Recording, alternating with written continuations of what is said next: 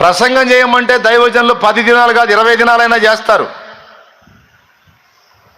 ప్రార్థన చేయమంటే గంట చేయలేరు. కానీ ఇక్కడ దేవుడు చూపిస్తున్న మోడల్ ఏంటంటే 10 దినములు ప్రార్థన చేశారు, పావు గంట ప్రసంగం చేశాడు, అయిపోయింది. 3000 మంది వరుస పెట్టి బాప్తీసం పొందారు. ప్రార్థన ఎక్కువ, ప్రసంగం తక్కువ, ప్రార్థన ఎక్కువ, ప్రసంగం తక్కువ. కానీ ఇప్పుడు జరుగుతున్నది రివర్స్. ప్రసంగం ఎక్కువ, ప్రార్థన తక్కువ, ప్రసంగం ఎక్కువ, ప్రార్థన తక్కువ. అందుకే అది పసలేని ప్రసంగం అయింది, ఎవరిని గెలిచట్లా. ప్రార్థన లేని పసలేని ప్రసంగాలు 3000 చేసిన వాళ్ళు కూడా సరిగ్గా మారట్లా.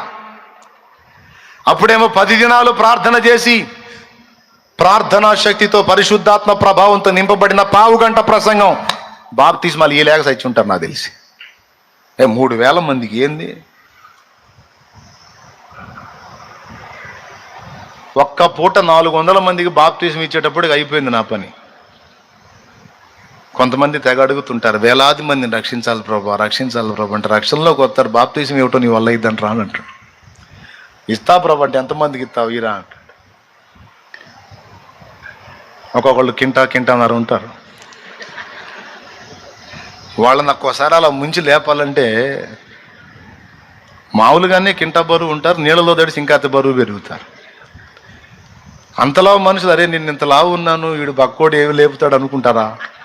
పసిపిల్లల్లా ఒరిగిపోతారు. ఇక కింటా బస్తాన్ జరిగేసినట్టే ఉంటుంది. దేవునికి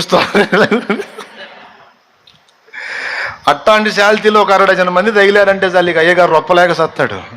దేవునికి స్తోత్రం కలుగును గాక. చెప్పండి, స్తోత్రం చెప్పండి. మరి 3000 మంది కంటే వాళ్ళు ఎట్లా అయిపోయింటారు? అయినా సరే ఎంత రొప్పి వచ్చినా, ఆయాసం వచ్చినా, అలసడు వచ్చినా, ఎంతమంది బస్తాలు వచ్చినా మొత్తాన్ని రక్షణలోకి నడిపించేశారు. అంటే ఒకరే ఎవరో అనేక మంది ఇచ్చి ఉంటారు నాకు తెలిసి. ప్రార్థన తక్కువ, ప్రసంగాలు ఎక్కువైతే ఎట్లయ్యా? ప్రార్థన ఎక్కువ, ప్రసంగం తక్కువ. అప్పుడు ఉంటుంది పవరు. ఇది పాస్టర్స్ కూడా గ్రహించాల్సిన విషయం. ఎక్కడన్నా చూడు, అపోస్తల కార్యం మొత్తం చూడండి, వాళ్ళు ఎక్కువ ప్రార్థన ప్రార్థన ప్రార్థన ప్రార్థన. సమయం దొరికితే ప్రార్థన, సమయం దొరికితే ప్రార్థన. ఇప్పుడు మనం సెల్ ఫోన్ ఎలా వాడామో అప్పుడు వాళ్ళు ప్రార్థన అలా వాడారండి. దేవునికి స్తోత్రం కలుగునుగా.